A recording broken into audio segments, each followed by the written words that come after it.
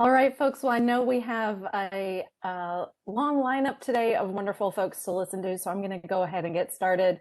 Good afternoon, everybody. I'm Christine Mallinson. I'm the director of the Center for Social Science Scholarship, and thanks so much for coming to today's event. Last year was a banner year in our College for Hiring, which meant that we had a very large group of new faculty, more than we could cover in just one Microtalks event. So we decided to have two, one last fall, and then now again this spring. If you were able to join us last fall, you know that you're in for a real treat again this time too, as we get to know our new faculty. This event is a joint partnership between the Center for Social Science Scholarship, the Drescher Center for the Humanities, and the CAHSS Dean's Office. And on that note, I'd like to invite our Dean, Kimberly Malfit, to share a few words of welcome. I thought I was just coming to be able to listen. But thanks so much, Christine. Glad to be here and a part of the conversation. I'm looking forward to hearing what our colleagues have to share in their research. Thank you so much for being a part of our community. We're glad that you're here, especially considering how you've had to arrive at UMBC. But we are thankful that you are here, and I'm looking forward to hearing all about and learning more about all of your research. So thanks again. Thanks so much, Kimberly, for the welcome. And now I'm going to turn things over to Jessica Berman, who can tell us a little bit about the history of the Microtalks event in CAHSS. Hi, all. I'm Jessica Berman, director of the Drescher Center for the Humanities, and my pronouns are she, her, hers. I haven't met all of you, and I wish I had by this point in your first year on campus. But the Microtalks are always one of my favorite events of the year because I get to know so much about so many of the new exciting people in the community. So I'm hoping this is just the beginning of a connection with all of you. The Microtalks got started about 7 years ago, I think, and in part because we recognized that a lot of exciting work was being done on campus by our new faculty, and people did not know about it outside of their home departments or sometimes in the dean's office. So this has always been a partnership with the dean's office, and the Drescher Center hosted it for a long time in this room that you see behind me. And I hope sometime in the future we'll be gathered there again. But now I'm very pleased that that the CS3 is also co-hosting with us. And I know a lot of you are social science faculty. So I'm just going to turn it back to Christine and we'll get started. Thank you all so much. So I think by now you probably know the format: 5 minutes plus like 1 or 2 questions. And then at the end, if there's more time for additional questions, we can do that as well. So I'm going to go ahead and turn it over to our first speaker, Carrie Evans, who's an assistant professor in the School of Social Work. Great. I'm going to go ahead and share my screen here. Hopefully you can see that. Great. So I am Carrie Evans. I'm an assistant professor in social work. I just want to say thank you for inviting me to be here with you all today. I'm thrilled to have this opportunity and also to get to hear from everyone else. So I'm going to start out and just really briefly tell you about my work as a social worker, because it really influences my research and kind of the trajectory that I have set here. So I identify as a macro social worker, which is a little bit less common. Often when people hear social work, they think case management, clinical work, but I'm kind of more the macro, the big picture. So I started out doing some community organizing and advocacy work in Annapolis and in DC. This is a photo of me in DC with a ridiculous winter hat on, and I a little bit regret it because I use this photo a lot. And it's not you can't see my screen. Oh no.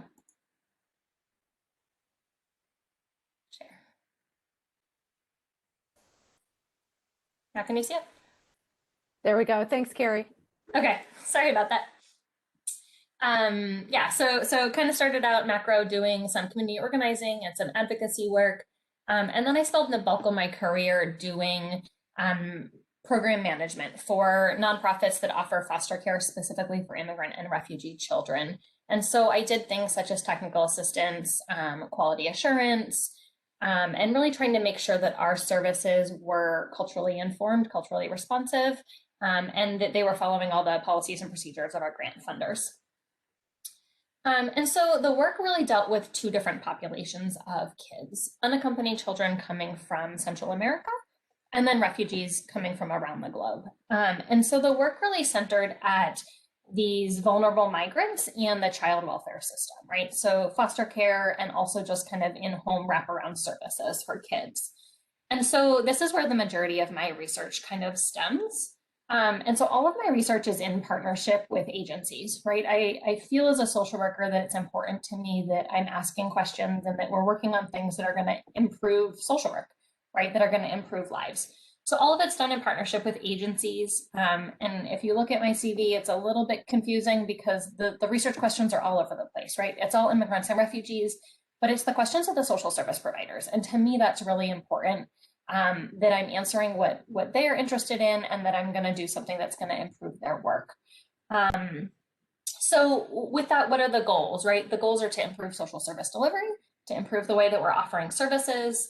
A lot of this work with unaccompanied children is still kind of new, right? There's not a ton of research. So a lot of it's also just developing best practices, figuring out what's going on, what's working, what's not working, and then sharing those best practices wider. So I do a lot of trainings for service providers as well. And, you know, at the end of the day, it's to improve the child well-being, right? So we're improving services, we're improving social work skills in order to help the children. And then the second piece of that is to improve policies and procedures. So I've written policies and procedures for nonprofits. I have enforced policies and procedures for nonprofits. Now I teach in our social policy sequence. So I'm really interested in making sure that there's a connection between research and policy. And when I say that, I'm interested in creating welcoming policies.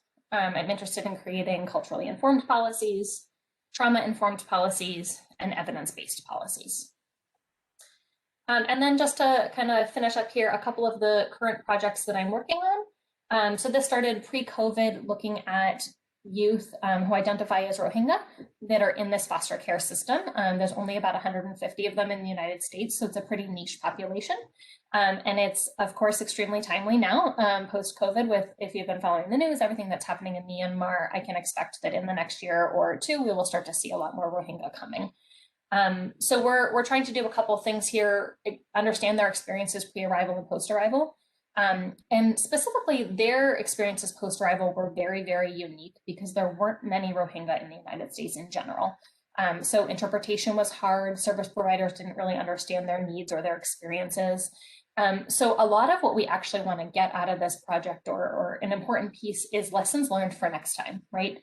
There will be another new ethnicity that comes in the future, and how can resettlement agencies be more informed? How can they be more prepared to work with a new population, right?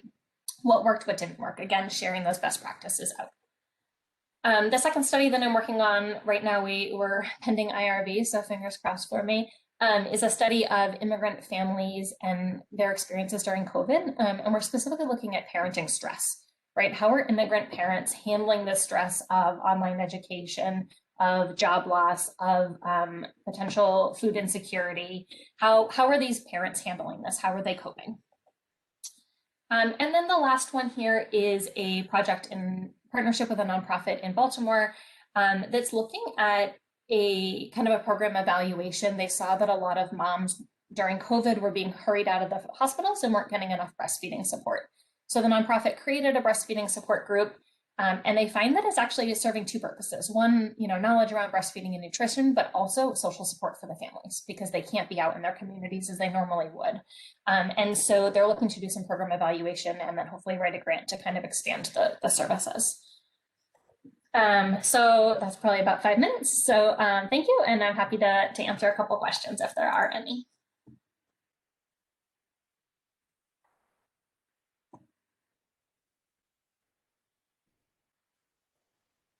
Thanks so much, Carrie. Any questions?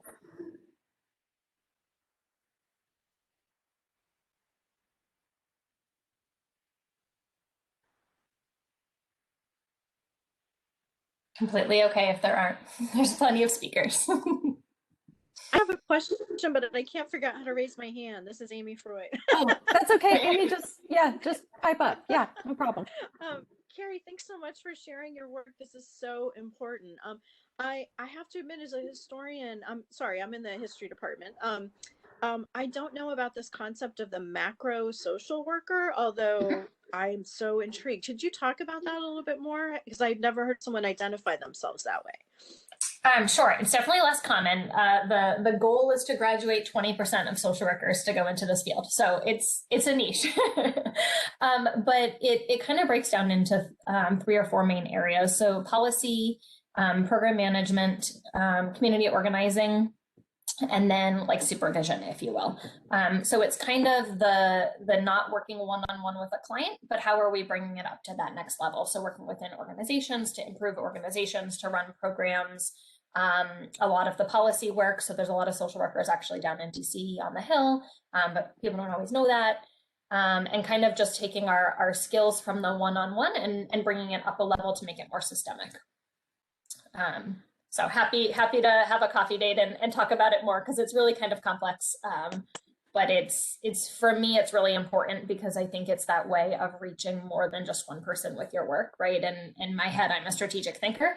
So it's just kind of natural to think at that level. Thank you so much. So Carrie, to jump in on that, I'm a community psychologist, community clinical psychologist. When I was trained, there were community social workers. Is it a similar thing? And also, as an aside, we should talk as well, because we have a community psych program that's doing exactly the sorts of thinking that you're talking about. So I'm excited to hear you're in social work now. Yeah. So community organizing is a big field within social work, right? That's how a lot of our history actually started as social workers. And that is one aspect of macro work. So it's kind of the more conglomerate above community organizing and community development. Thank you all so much. Great, thanks. Thank you. Our next speaker is Molly France, assistant professor in psychology.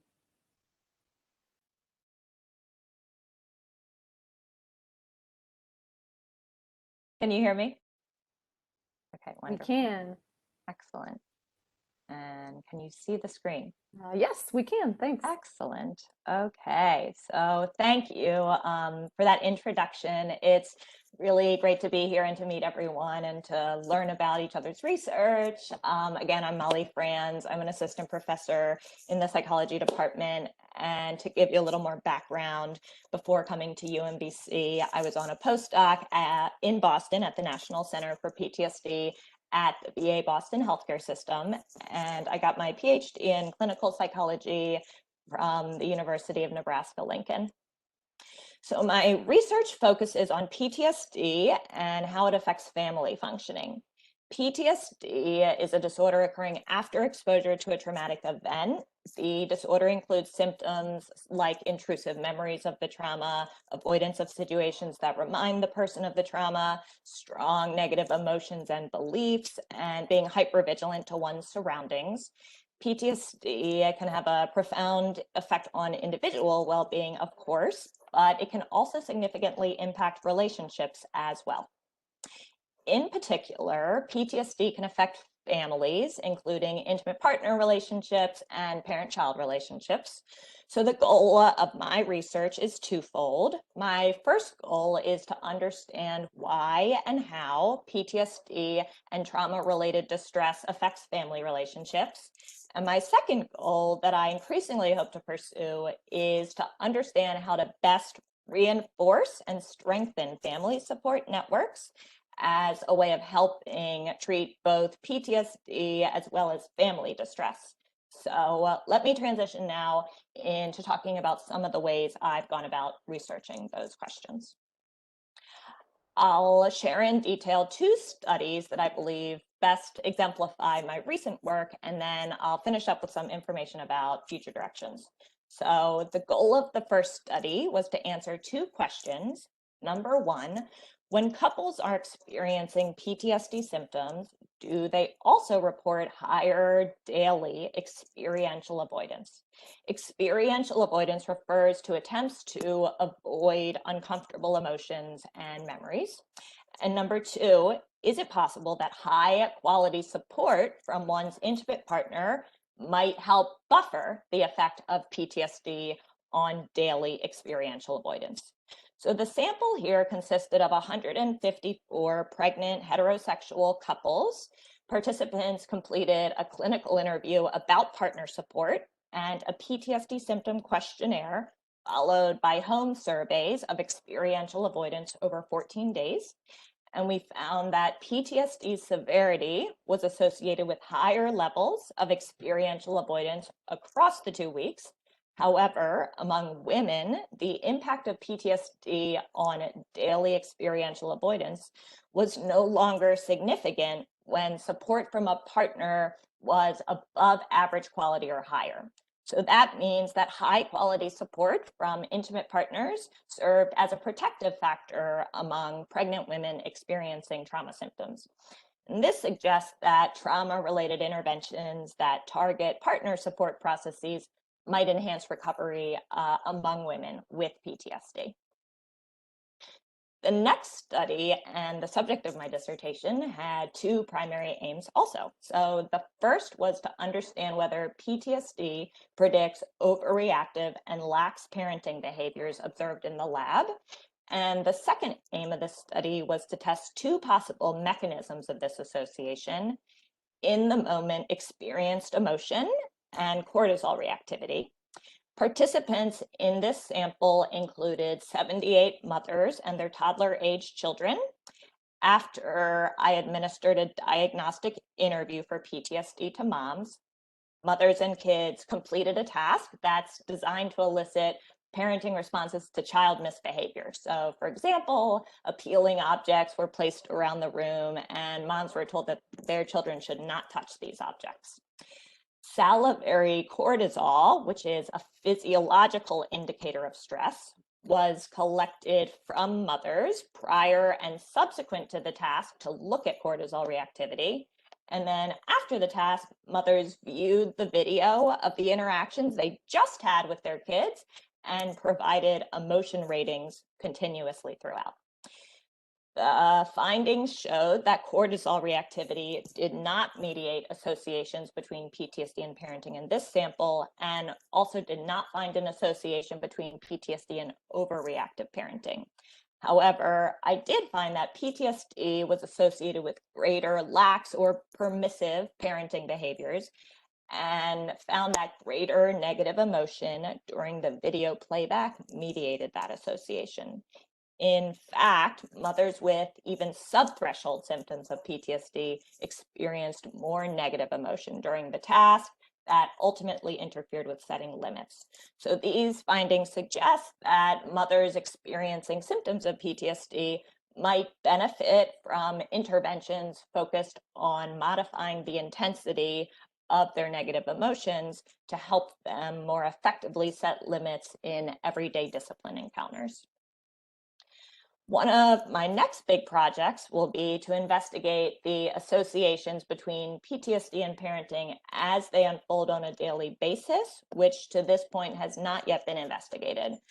One of the benefits of doing this is that it allows us to extend past beyond cross-sectional research to understand not only whether PTSD symptom exacerbation predicts more parenting challenges, but also whether parenting challenges contribute to later PTSD symptom exacerbation. It also allows us to look at whether positive parent-child interactions have salutary effects on maternal PTSD symptoms. And then finally, daily diary studies can be used to examine potentially modifiable risk and protective factors, things like daily emotion regulation skills or daily receipt of social support, and how those things influence parenting. So my ultimate goal is for the results of this study to kind of pave the way for more targeted interventions that can help maybe interrupt these patterns that might increase risk of negative parenting behaviors among trauma-exposed caregivers. So thank you very much. Here is my email again, and happy to answer any questions from the audience.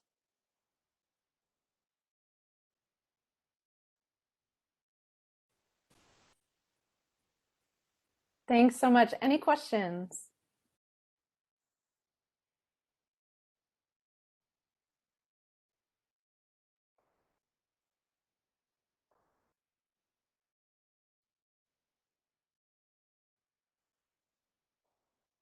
Bambi has her hand up.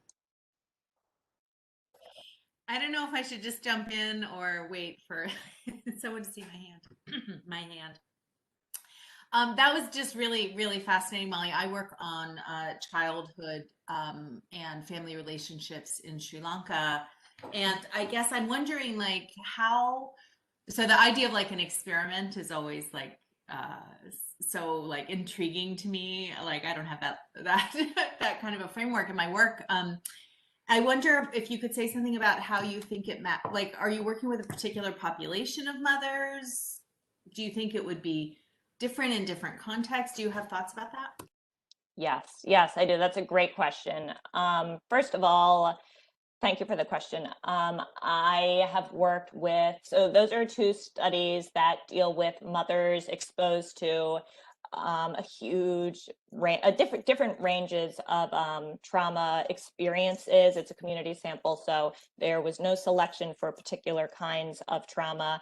I have worked quite a bit with veterans as well who experience slightly different kinds of parenting challenges. And sometimes trauma symptoms can look pretty different across different trauma populations, as I'm sure you're aware of. So I think, you know, what I'm hoping to do is kind of keep a couple of these different strands alive, because I am interested broadly in different kinds of trauma experiences. But I think that there are going to be different considerations for different folks. And what I'm hoping to do a little more of is focusing a little more specifically on interpersonal trauma experience, because that does tend to be associated with worse outcomes compared sometimes to non-interpersonal traumas like car accidents and natural disasters, that sort of thing. So I have so many more thoughts on this too, and I'd definitely be happy to chat about it offline as well, and love to hear more about your work too. Thank you so much. I'm realizing since we have a nice robust lineup of folks that we're probably going to need to limit to one question so that we can get through everyone, and then at the end if there's more time. And I should say also, it's hard, I can only see half of you at a time on my screen, so please do jump in when you have a question. That would be great. Next up is Carrie Godwin, assistant professor, also in the Department of Psychology.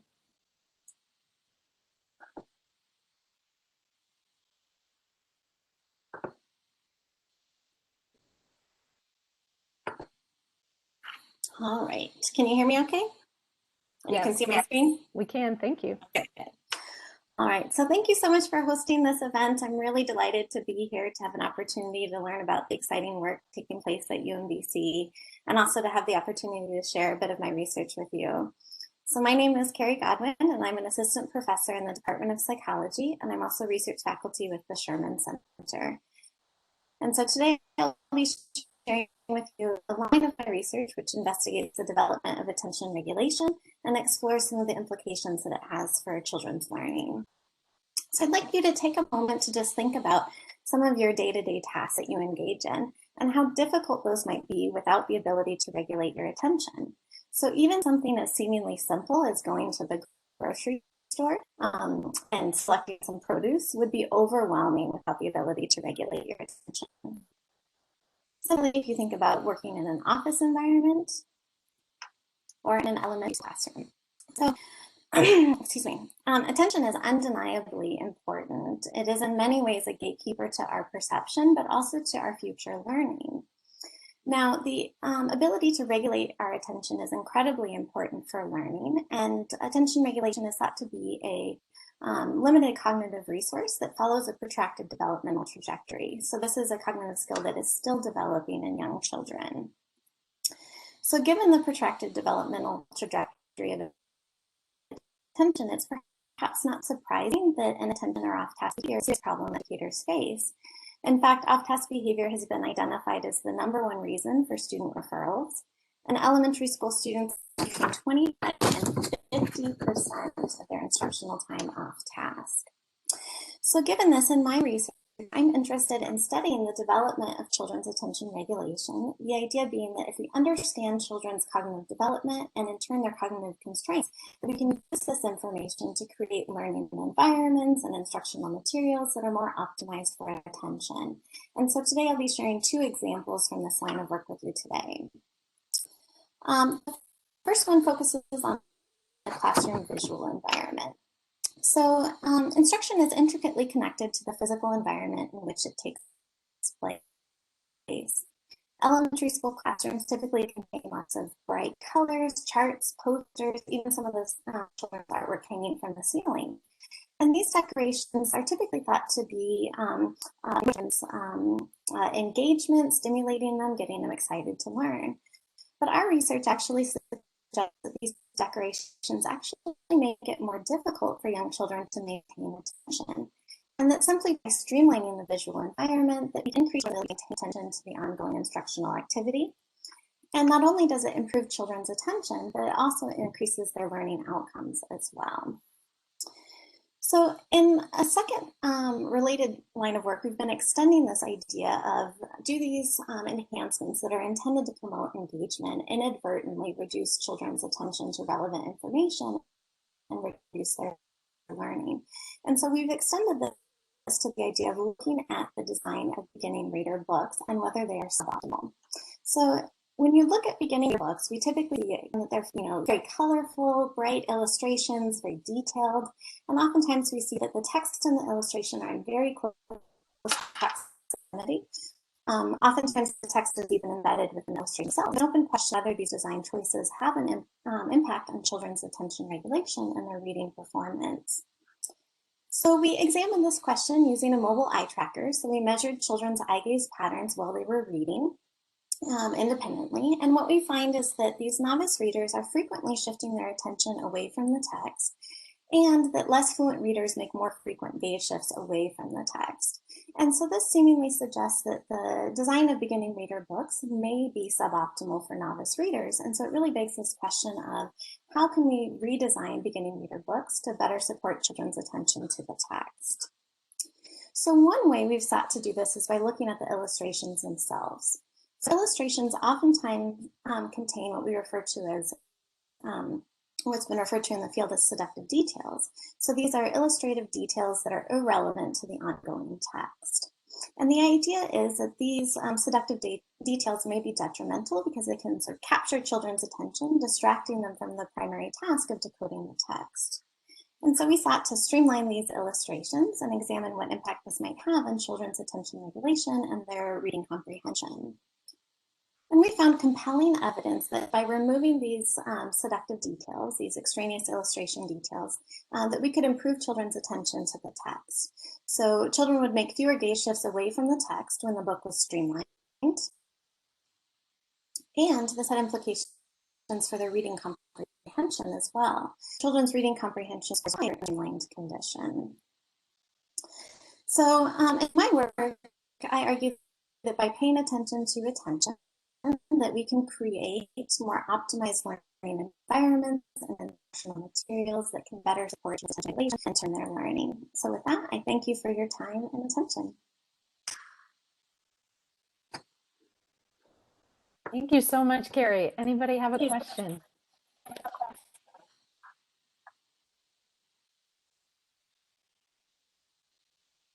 I have a question, if I may. Hi, Carrie. I'm in history, and my question is: will publishers of children's books actually pay attention? So it's a great question. I think yes, right? So I think that in many ways it can be I think they'll be interested in it from a marketing perspective, that they will be able to pitch this idea that their designs are evidence-based. And we have a number of different sort of manipulations of book designs, not just to the illustrations, but also looking at aspects of the layout that seem to better support children into the text. And publishers will get on board with it. Fantastic. Amy, I see you have a question. Would you be up for holding that to the end if we have a little extra time? Thank you so much. I will try not to forget. That was fascinating. Next up is Ramon Goings, Assistant Professor in the Language, Literacy, and Culture program. Hi, everyone. Again, Ramon Goings. To give context for my research, I want to tell you a little bit about myself, and I'm going to give you a story of something that happened this week to actually situate my research. Just so you know, my background is actually in music education. I went into school to actually become Quincy Jones, who's a music producer. I wanted to compose music. And when I interacted with children, it took my career in a whole nother trajectory. So when I left college, I became a music educator. And then I often saw that Black boys that looked like me were getting placed in special education. They'd be great in music, but getting placed in the special ed. And I wanted to figure out what could I do. And so I got dual certified and I became a special education teacher. And I went into special education classrooms to make a difference. From that, so I've been as a teacher, I've had that experience, but I also worked in policy because I understood that policy informs what happens in schools. And so I served as an education policy fellow with the White House Initiative on Educational Excellence for African Americans. So my background is from a research, policy, and practitioner perspective. And just so you know, kind of when I start talking more about my work. But just this week on Wednesday, myself, Dr. Mavis Sanders, and Dr. Keisha Allen, who are professors in the education department, we were asked to testify for the state of Maryland House of Representatives because there's a bill, House Bill 918, which is proposing that there are student loan assistance repayment program put in place for Black and Latino males specifically, as well as underrepresented teachers. And we gave our testimony, things went great, but as soon as we gave our testimony, there was a delegate who asked this question. He said, well, it seems like you all are advocating for a special program for Black and Latino folks and underrepresented teachers, but my cousin, who is a white woman, she would not have access to this program. So she thought that he said that this was an unfair bill because it's not supporting everyone. And that framing that he provided is where my work is situated. And so I really look at how do we disrupt these deficit narratives around policies that impact how do we get and diversify our teacher and school leader workforce. With that work, I've been focusing specifically on Black men, because if you don't all know that Black men make up 2% of the teaching workforce. And then when you look at more broadly, teachers of color are only 17%, whereas white teachers make up 83% of the workforce. Whereas our student population is almost the inverse, where over 50% of students are students of color, and they're not adequately have a representation of themselves in the classroom. And the literature suggests that when students of color have access to teachers that reflect their lived experiences, they perform more academically, they feel like they belong more to the school, and they have better outcomes in life. And with that, my work is very much situated. How do we look at policies and practices that influence that? From that work, I initially started out looking at Black males specifically and teachers, but in order to understand teaching, you have to understand what their educational experiences are.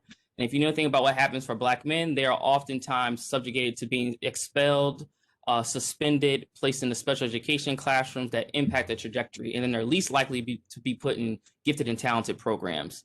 So in my work on Black teachers, when I start talking about their educational experiences, they talked about those experiences actually being placed in special education, or even when they were placed in gifted education, they were one of the only. And then how is that experience being won and have no one else that looks like you in those classroom spaces? So my work is really advocating not only how do we diversify the teacher workforce, but then how do we look at spaces in schools, particularly gifted and talented programs, to make sure that all students have equitable access to those programs. And then lastly, with my work, because I'm looking at education, I'm also interested in how does higher education play a role. So it's not only important to see K through 12, but higher education. I can't separate the two. A lot of people want to either go K-12 or higher ed, but they're very much interconnected. And in the higher education space, I focus on Black men, but looking at since the data suggests that 33% are the only ones that complete their bachelor's degree within 6 years. So I'm often saying, well, why aren't colleges being more strategic and going back and recruiting those Black men who maybe are adults and bringing them back to college?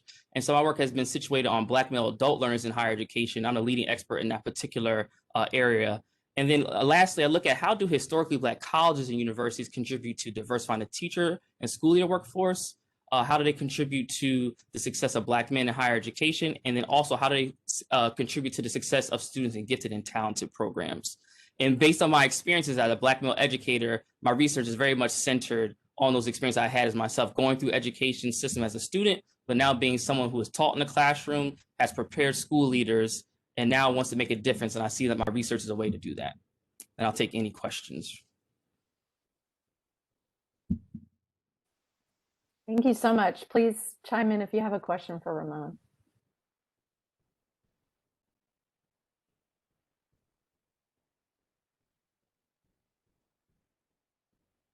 I have a question for Ramon. Hi, thank you. That was terrific. And I, first of all, want to compliment your speaking style because it was very compelling. I wanted to ask you, in your experience, do you find that in special education, that special educators and school systems respond to behavioral challenges different across students, Black students versus students from different groups? Yes, that's across all classroom types, not just special education. So in any classroom type, the literature, it clearly suggests that Black students and white students, they can have the same type of behavior shown, but the disciplinary infraction will look very different. And it comes down to race at the end of the day. And oftentimes we don't want to say that or say the ways that racism impacts what happens in schools, but it definitely is pronounced in the data. Mm-hmm. Thank you. Thank you. Great. Thank you so much, Ramon. Next up is Yusuke Kuwayama, who's an assistant professor in the School of Public Policy.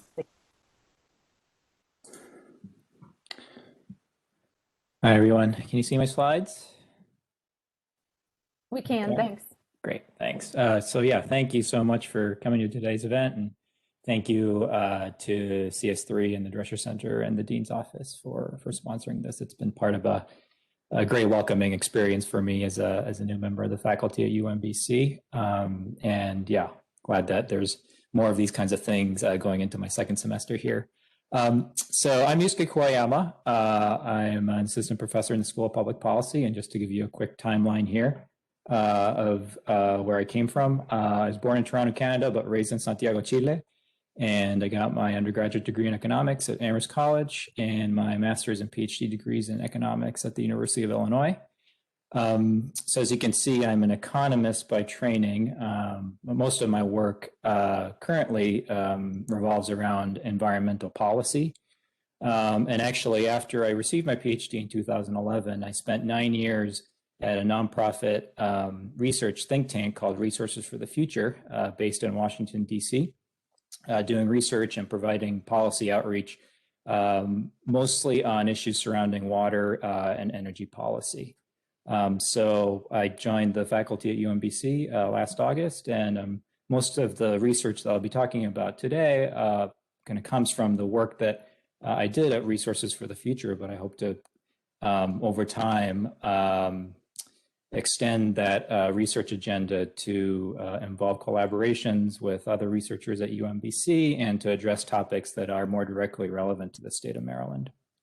So these topics that I'm working on right now, I'll go through them fairly quickly. They fall into 3 buckets. The first one is quantifying the societal benefits of water quality improvements. And what I mean by that is relating to events like the one you see here. You may have heard of the Cuyahoga River fire in the late 60s. In Ohio. Some of our waterways in the United States are so polluted that sometimes they would catch fire. And these kinds of events were motivated important policies like the Clean Water Act and the development of the Environmental Protection Agency, which was actually created during the Nixon administration. And so since the Clean Water Act, which regulates water quality in rivers, lakes, and streams in the United States, the country has invested over $1 trillion in measures to reduce water pollution. And this kind of expenditure is relatively easy to quantify because they go into budgets, right? These are things like retrofits to pollution equipment, programs to incentivize farmers to reduce nutrient runoff from their cropland. So we know what these look like in dollars, but often it's very hard to quantify what the benefits are that we're getting from these investments in reducing water pollution. And so part of my work is dedicated to placing dollar values to those societal benefits, and they fall into categories such as improvements in commercial and recreational fishing experiences, improved human health to the extent that humans are exposed to polluted water, improved amenities near the places we live, and then other kinds of recreational activities that are dependent on water quality. And in a recent study, I focused particularly on these 2 categories, recreation and amenity value to properties. And in an example that I worked on with co-authors from the University of Texas, we find that water quality improvements in Tampa Bay between 1998 and 2014 resulted in, admittedly, a very large estimated range of benefits for recreation and amenities. But we are trying to build this evidence base that these investments in water quality improvements are benefiting society. Another area of research that I work on is what I call socio-environmental systems research, and this involves interdisciplinary research, primarily with hydrologists and ecologists and sociologists, but trying to tackle problems specifically where there are trade-offs associated between water use for agricultural irrigation and for provision of water in streams and rivers for the preservation of fish.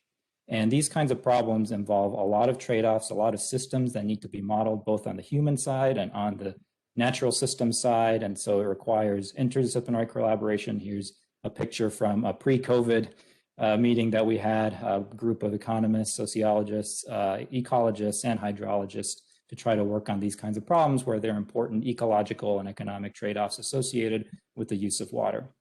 And then in my last minute here, I'm going to talk about the third bucket of research, which is quantifying the societal benefits of scientific information. So production of scientific information also involves resources in terms of money and researcher time.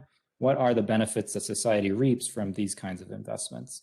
And in a current project, I focus primarily on satellite data as the source of scientific information and look at its application in different decision contexts, such as wildfire management, management of water quality, natural disasters, air quality, and so on. And in one example, we recently published a paper demonstrating that a harmful algal bloom monitoring tool that was used in Utah for a particular algal bloom event led to about $370,000 worth of averted health expenditures, thanks to local lake managers being able to close off impacted areas from a harmful algal bloom. So I'm out of time. Thank you very much. Here's my contact information if you would like to learn more. Thank you so much. Does anybody have a question?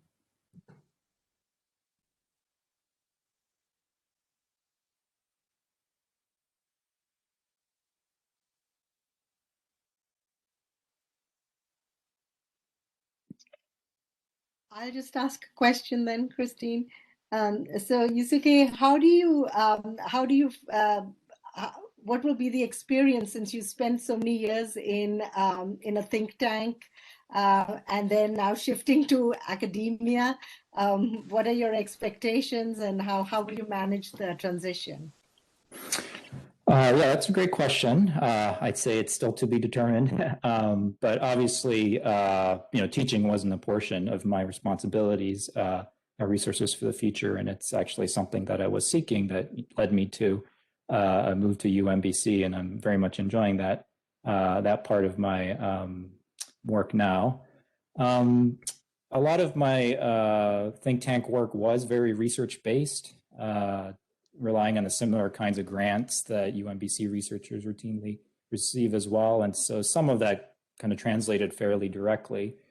But I think what I hope is going to be the biggest change is that as an employee of a primarily soft money organization at the time, there was a lot of pressure to fundraise for these projects. And there are only certain kinds of projects where we could obtain sufficient funding in order to cover our time and cover the overhead for the organization. Whereas at UMBC, some of those constraints will be a little bit more relaxed, and hopefully that'll allow me to focus on more local problems in the Baltimore Harbor area, for example, and in the state of Maryland, and be able to do some work with not quite as large the amount of resources that were necessary before. Thank you so much. Our next presenter is Fernando Tormos Aponte, Assistant Professor in the School of Public Policy. Hello, everyone, and thank you all for being here, and to all of those who were involved in bringing me in a tenure track capacity into the School of Public Policy and the Department of Political Science. I'm really, really happy to be here, really excited to be surrounded by so many wonderful colleagues. So very broadly, my research is interested in how civic groups and governments work to address issues of inequality. And I have a series of topics that I'm more focused in within that broader topic. Specifically, I've done a lot of work around the role that social movements play in policymaking and the impact that they have on policy. I've done a lot of work on climate justice and anti-sweatshop movements. I've looked at how inclusion and what I call intersectional solidarity within these movements has made these movements more impactful and better representatives of marginalized groups. I've also developed some work on the Black Lives Matter movement, where I examine how movements and the Black Lives Matter movement specifically engage in enacting democracy from below and how they take it upon themselves to improve their lives, particularly when governments are unwilling and or unable to do so. I also have work on the science advocacy movement in a partnership with the Union of Concerned Scientists, where we examine the circumstances under which the science advocacy movement diversifies and becomes more politically impactful. And I'm really excited about this partnership because it gave me and fellow researchers unprecedented access into this movement. And we're excited to fill the many gaps that there are in this literature on the extent to which scientists have become politically impactful, politically active, and the consequences of doing so. I've also spent some time researching Black feminism in Puerto Rico specifically, which is where I'm from. And I've developed some collaborations with organizers down in Puerto Rico, some of which are also scholars and scholar activists, where we examine the challenges and consequences of enacting what I call intersectional solidarity. And we've examined the Puerto Rico student movement. We've also examined a local Black feminist collective called La Colectiva Feminista en Construcción. We just published a piece just in December around that, where we developed this notion that we call the intersectional synthesis. And it is a dialectical relationship between instances of movement theorizing and the praxis that they enact. And I'm really attentive and really interested in how movements themselves generate theory, how movements engage in learning processes and different forms of activist pedagogies, and how these constitute forms of pedagogy that have broad implications for democracy, distributive and representational issues, as well as long-term consequences for future activism. Some have called biographical consequences. Another big topic that I'm really involved in, mostly because of the impact that Hurricane Maria had on Puerto Rico in 2017, is my work on the politics of disasters. And essentially, this stemmed from my, I guess, acceptance of the fact that I'm not a first responder, that I could not go down to Puerto Rico and, deliver food and water as I wanted to in the immediate aftermath, but rather I am a social scientist. And I started doing some work trying to understand how people were experiencing this process through social media, through conversations with folks on the ground, impacted communities. And I developed a series of topics under this broader topic of the politics of disaster. So one is, I'm interested in understanding how social movements provide a basis for mutual assistance and support during and after disasters, how people take care of themselves, essentially, particularly when governments neglect them, for reasons that we also know, right? So social vulnerability, ethnicity, race, economics, among other reasons. I'm also very interested in how disasters politicize people and their networks. One really interesting case of this was when a lot of solidarity networks that emerged to provide assistance in Puerto Rico after Hurricane Maria became politicized in 2019 during the ouster of the Puerto Rico governor. So I'm really fascinated by that. And it is the basis of a book project that I just applied for some funding through the NEH. So fingers crossed, and thank you to everyone who helped me put that together. I'm also really interested in the question of energy inequality and energy restoration. I see it as a really interesting measure of government responsiveness, and it is a form of government responsiveness, energy restoration, that has life and death implications. And we've observed this more recently in the case of Texas, but I've done most of my work in Puerto Rico after Maria. So one of the things that we find is essentially we confirm a lot of what the people on the ground were saying, and it is that they weren't going to get power back quickly because they weren't in the right neighborhood. They weren't in a politically in a ruling party supportive neighborhood. They weren't in a predominantly white neighborhood. They weren't in a affluent neighborhood. So this has a lot of implications, which we then wanted to examine as well. And we find that the amount of days that it took to get your power restored, which we know was a political decision, had an impact on the amount of excess deaths after Hurricane Maria. So I can now essentially prove what I was saying, that this is a matter of life and death, and that our political decisions have broad implications.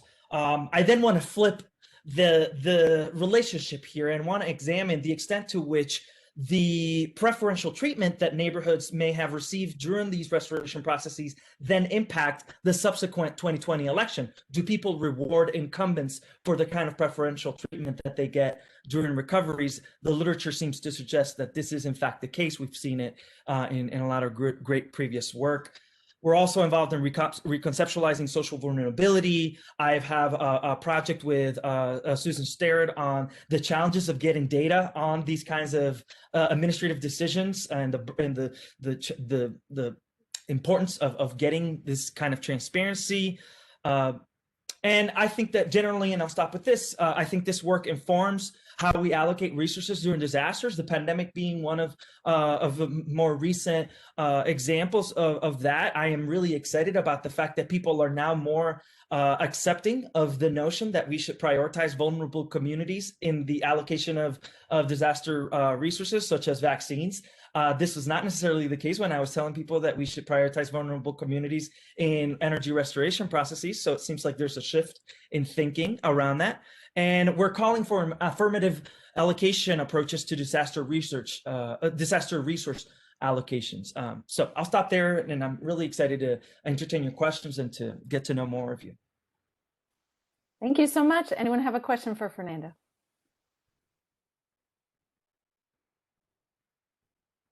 I don't know if you can see me, but yeah, Fernando, great to see you again. Great to see you too. So the breadth and depth is really amazing of the different work you're doing, and I'm wondering if you're learning things about sort of obviously you have all these different social movements you're looking at.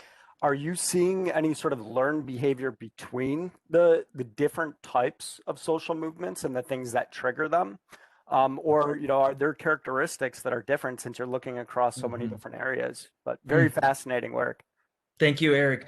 One thing that I'm really fascinated by is that there was this huge debate, and there's still a recurrent debate around the extent to which movements should diversify. Some folks have said that diversity is inefficient. That while the right was capturing state legislatures, the left was marching on their dean's office. So we were kind of out of focus, and we were too focused on diversity issues.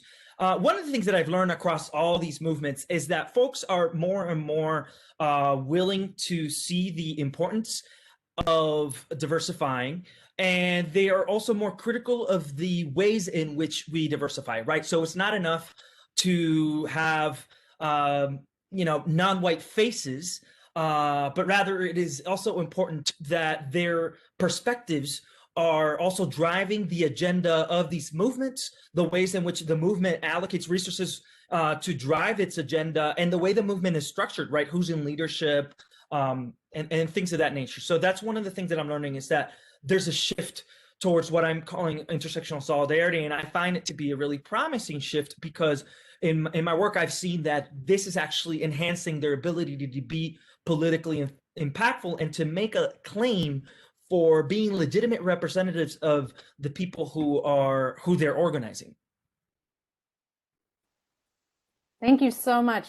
I hope folks will be able to stay for our last two panelists. I just want to say as a reminder too, we are recording the event. So in the event that you have to leave at 1, I don't think we'll go too far over, but the recording will be available afterwards. Our next presenter is Brian Van Wyk, Assistant Professor in the Department of History.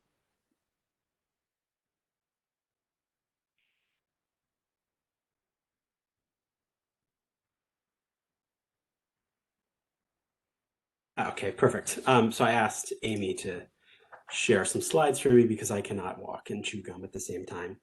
But thank you, Amy, for that. And thank you to Christine and Amy and Jessica for all your work organizing the event. It's really a pleasure to be here. Although I guess here is the same home office where I've been for many months. So that is less of a pleasure. So I'm Brian Van Wyk, as was said, and I'm a historian of Germany and Turkey. Specifically, I study the intersections of Islam, race, and knowledge in the history of migration to West Germany. So my specific focus is on how Germans and Turks grappled with the presence of Turkish guest workers and their families in West Germany. Starting in 1961, these were workers who were recruited to address labor shortages and were encouraged to bring their families. So by the time recruitment stopped in 1973, West Germany's Turkish population was over 1 million. West German politicians insisted that theirs was not a country of immigration, but it nevertheless was host to a large permanent non-citizen population.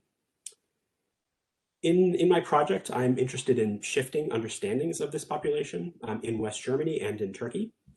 And to get at this, I use Turkish teachers and imams in West Germany as a lens into the production and application of knowledge about Turkish-German difference in everyday contexts.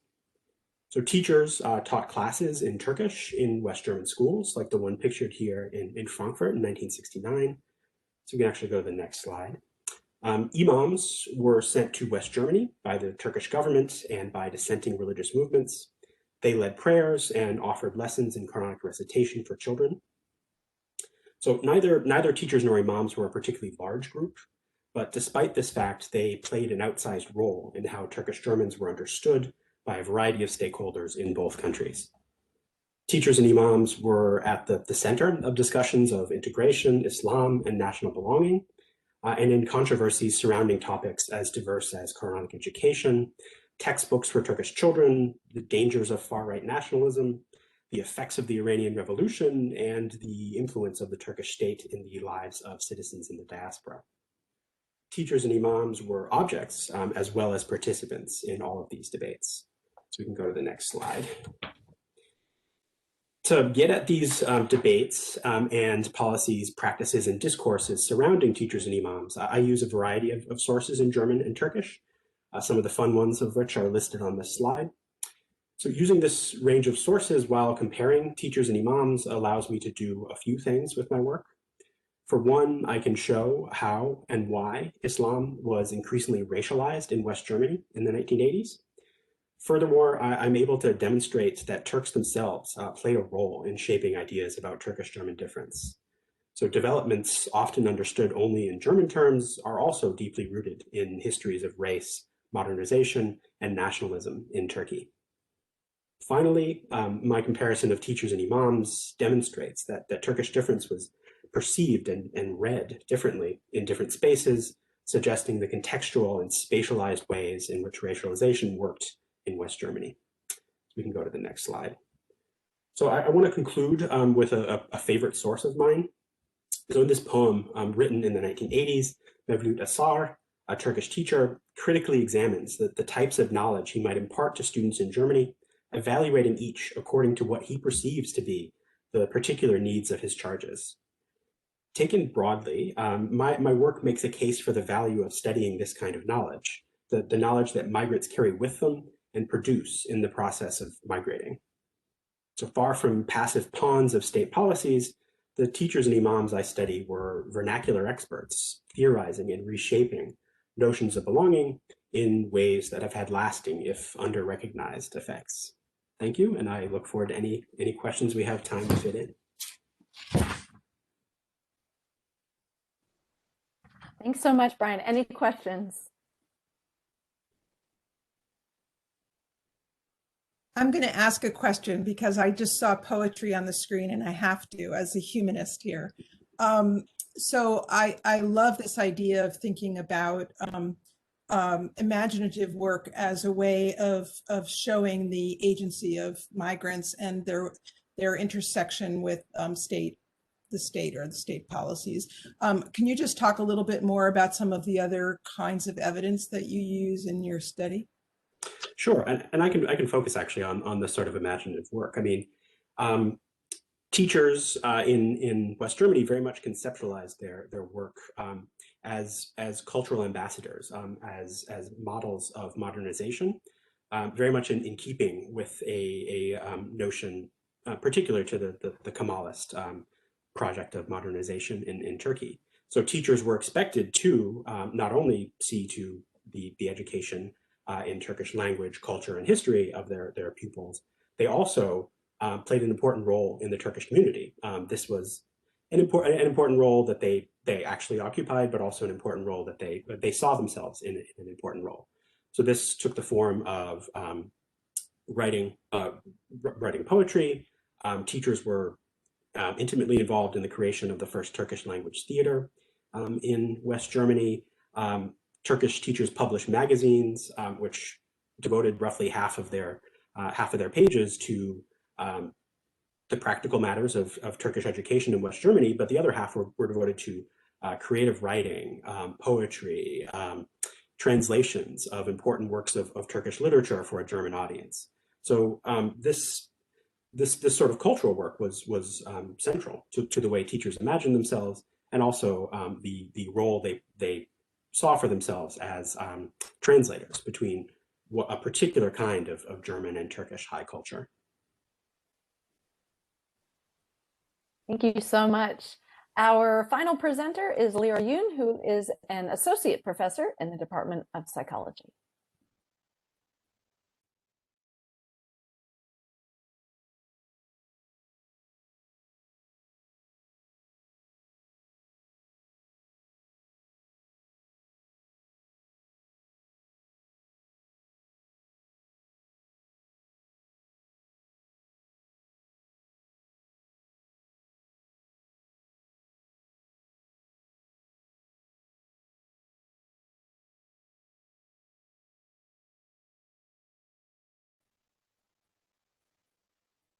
Lyra, I can see your screen. I can't hear you if you're talking. I don't know if anyone else can. Okay, so hopefully you can now hear me. Now I can, thank you. Okay, sorry about that. I mean, going in class is always challenging, but today's lineup makes my job really, really challenging. But thanks everyone for being in front of your computer on this sunny, beautiful Friday, especially past 1 p.m. I'm Lyra Yoon, a new associate professor in psychology. I'm a clinical psychologist by training, and my research mainly focuses on the interaction between cognition and emotion and emotional disorders. And under this big umbrella, I have 3 lines of research. My first line of research examines biases in emotional information processing. And by information, I mean like events or remarks by other people, physiological or physical sensations that we experience while giving a presentation. So basically anything can be considered as information.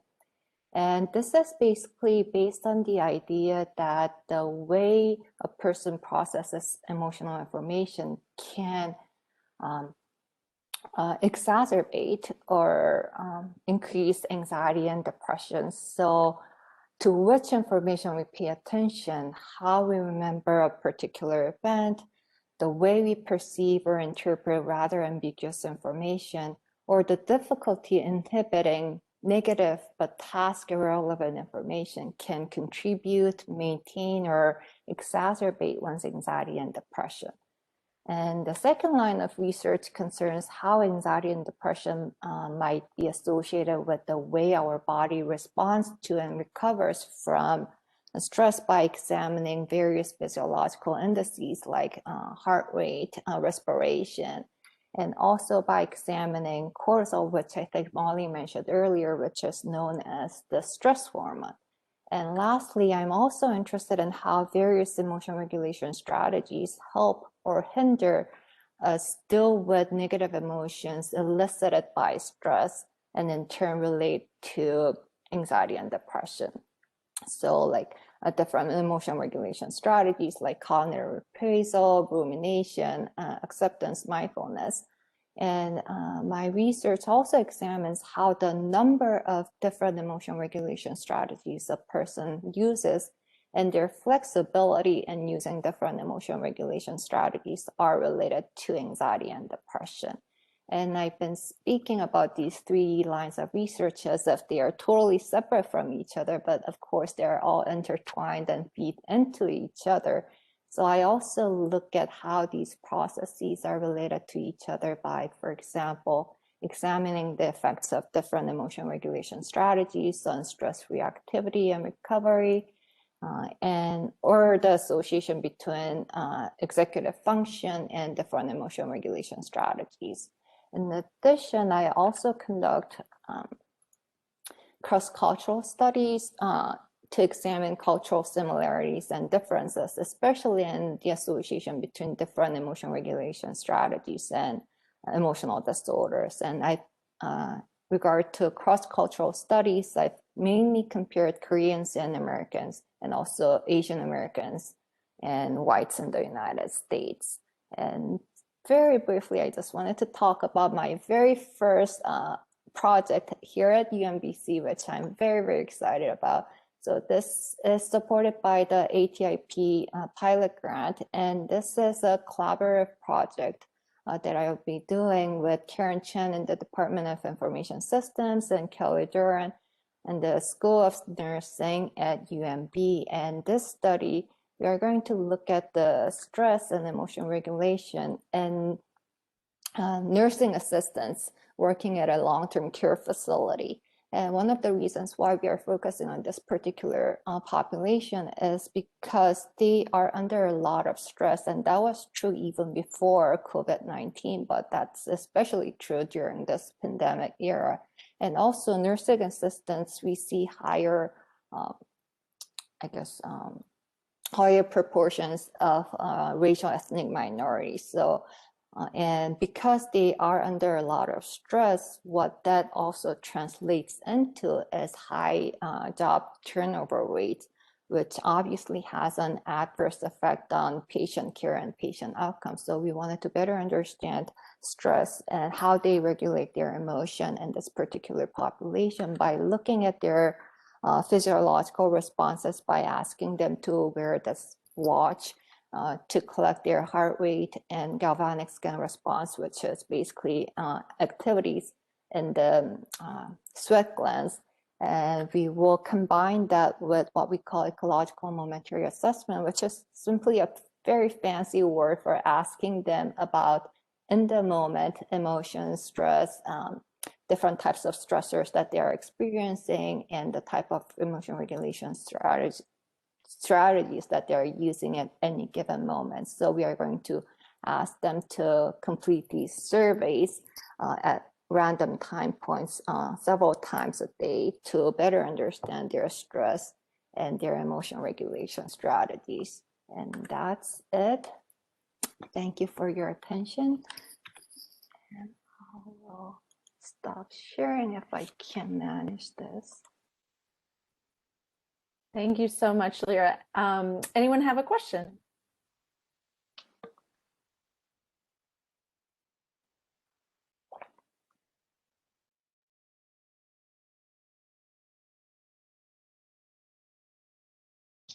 So I'll ask a question which sort of ties things together, perhaps. Lyra, you mentioned that Molly also is looking at the cortisol, and are there ways in which your research kind of fit together in some ways? You were talking about some similar issues and some very different ones.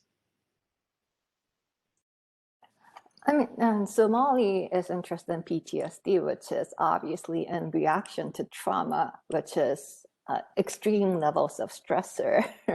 So there is that connection. So emotion regulation will play a role in PTSD, and also how people interpret or perceive trauma plays a big role, because we know that not everyone who experiences trauma then goes on and develop PTSD, which is a fortunate thing. But so there has to be something other than the experience of trauma. So I think there is a big role how a person perceives and interprets and processes that trauma plays a big role in whether a person then develops PTSD or not. So yeah, I think there is a lot of connections between Molly and my work and ways in which we might be able to collaborate. Thank you all so much. We still have a lot of folks who are on the meeting, so I thought maybe we'll keep the Q&A portion open for another 5 or so minutes if anybody wants to ask any questions you didn't get a chance to ask earlier of our panelists. And of course, if folks have to go, that's okay as well.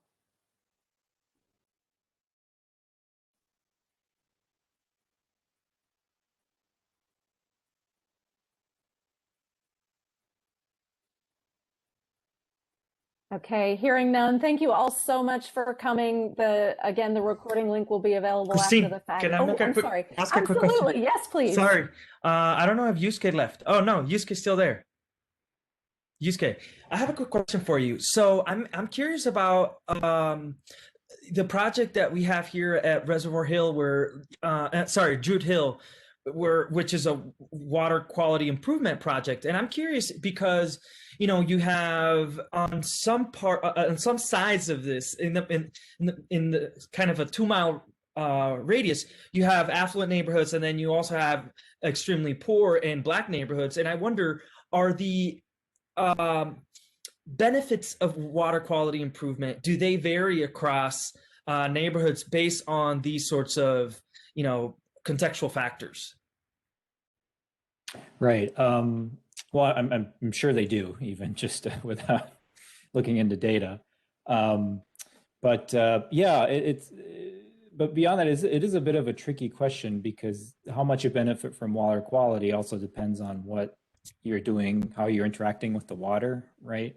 And those interactions may inherently differ across these different communities and groups. And I think that's something that we have a very poor understanding of. So, when we say recreational fishing, for example, there are, fly fishers, right? Trout fisher, those kinds of that come to mind. But then, there are like immigrant, Vietnamese populations who make up a huge portion of recreational fishing in Maryland.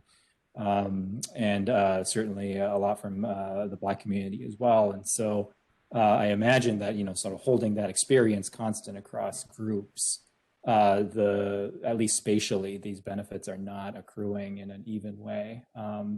And I think the research challenge there is that you need to gather a lot of this information using surveys. And so your surveys need to be, sufficiently broad to understand what those interactions are. Thank you. Can I just piggyback on that a little bit? It's a really interesting question, Fernando, too. And it strikes me too that a lot of times what happens, in the actual development of these cities is that you see these physical boundaries, like maybe waterways, actually divide the communities. So it would be pretty interesting to look at, very comparable neighborhoods that are otherwise just differentiated in the way Fernando's saying, in terms of things like segregation. And I know it might not be quite the way to identify the impact, but it would be kind of interesting just to see if that exists where most other factors are controlled. But really interesting work. Absolutely. Great questions. Anyone else? So I had a question for Brian. Yeah, please. So Brian, thank you. That was such a fascinating, your research is so interesting. I was just wondering about the whole concept of, when something is transplanted to a completely different context, like if it's, this whole idea of the diasporic culture, and how does that, so then it becomes sort of like a hothouse plant in some ways.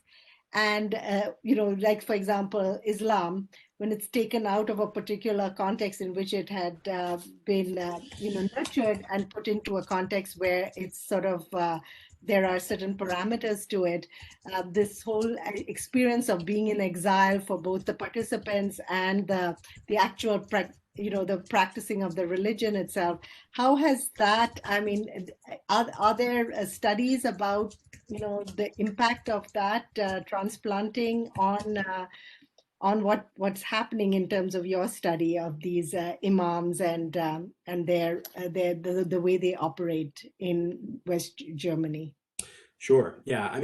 I think one of the sort of truisms that has really dominated a lot of research on Islam in diaspora since the 90s is this idea that being in a situation of diaspora increases religious adherence. I actually kind of want to push back a little bit on that idea with some aspects of my work, not so much foregrounding the effect of diaspora, but foregrounding the way in which Islam was understood, like like aspects of Turkish nationalism, was understood still in very Turkish terms.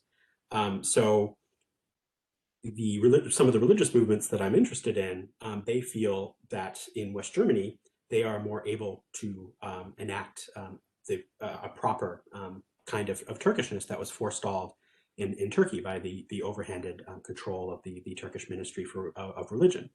And the same is true on the other end of the spectrum. You have Turkish leftists who feel that there's a possibility for creating a sort of a modern, enlightened Turkishness that is not possible in Turkey because of an alleged conservative turn in the 40s and 50s.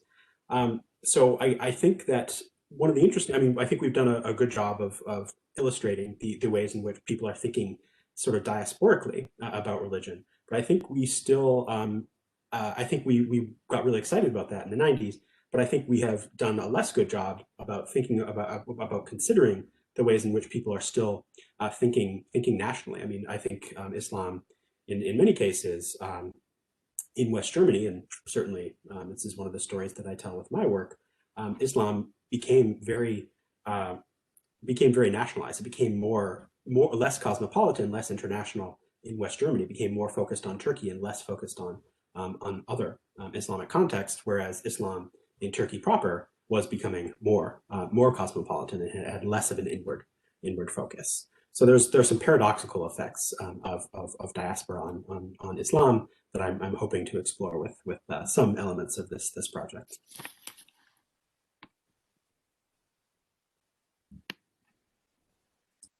Anyone else? Such great questions.